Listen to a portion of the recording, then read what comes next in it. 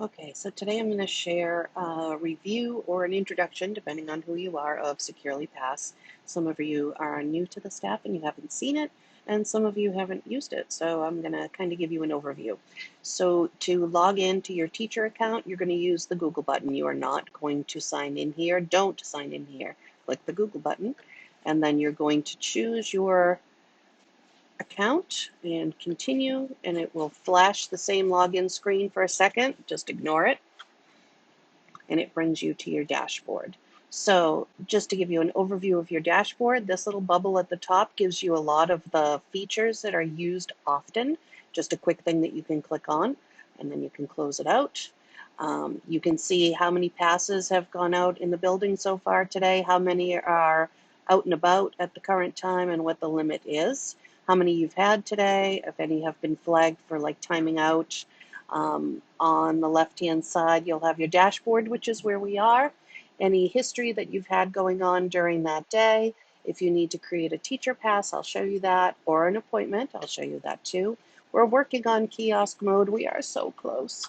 Out of office, I'll talk about that, and then updates and training, both read and video, are all down here if you want to learn more.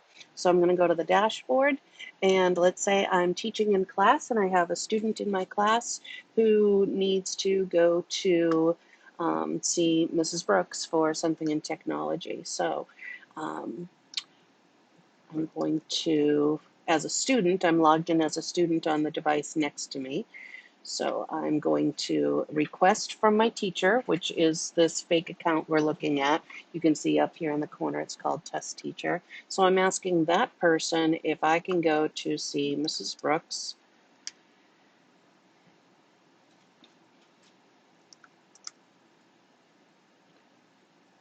And there she is. And my reason is I have a broken Chromebook. So as a student, I would go ahead and I'm going to submit that for review. It's going to go to the teacher. Everything I've done so far, the child should do before they even get your attention, because it doesn't come to your dashboard until they hit enter. So right now on the student's screen, they are waiting for approval. It's red, and you have the choice to either approve it or to decline it. You can see how many passes that student has already had today, and this one has had 0.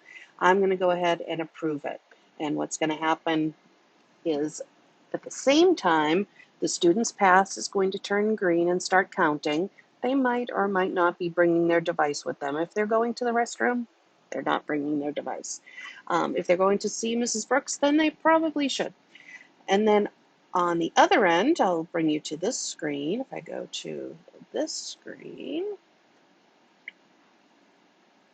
and I go to my dashboard, to my passes, now I can see I have that student coming from the test teacher, which is the account we were just looking at. And as soon as they arrive, I click arrive and I work with them and I do all the things and I charge them for their broken screen and I remind them that I don't have charging cables for them. And anyways, I return them to you. And now they're on their way back. Their pass is still green, still counting how long they've been gone. And now I'm switching screens. Now I'm back to the test teacher. This is the fake one that just sent the student out. And they wait for the student to come in. And when they do, they can click end. So that's the whole process of using eHall Pass or Securely Pass with students. With a bathroom pass, it's a little bit different. There's no middleman or middlewoman to be able to click if they've arrived or not. You just approve it, they leave. When they get back, they give you a wave and you can go and just click them back in, just so that you have an idea of how that works. If you need to make a pass for them, let's say their computer is broken so bad they can't even use it, you would do the same thing. You would be doing a teacher pass. The student that I'm using is test student. I think it's one test student. There it is. And I am going to send them to Mrs. Brooks. It's coming up. There it is. And they have a broken screen. Oops. And so you could do it for them. You don't have to approve it. You just hit create. The student leaves. Susie Brooks gets her notification, the student comes in and out, and then it arrives back on your dashboard for you to end. So you can also do it as a teacher pass. If you want to create an appointment for a student to come later, let's say they're coming for extra help after school or some other reason, you can go ahead and you can create an appointment. You again would choose that student. I'm choosing the same one that we keep using. And I want them to know that it's coming from me, the test teacher, and it's going to be me later on. I want them to be able to do that, and I put in the time and when it's going to be. Let's say I want them to come at 2:30, and it's only going to be just once. So you have a lot of options in here. You would decide what works for you, and then of course the reason. Um,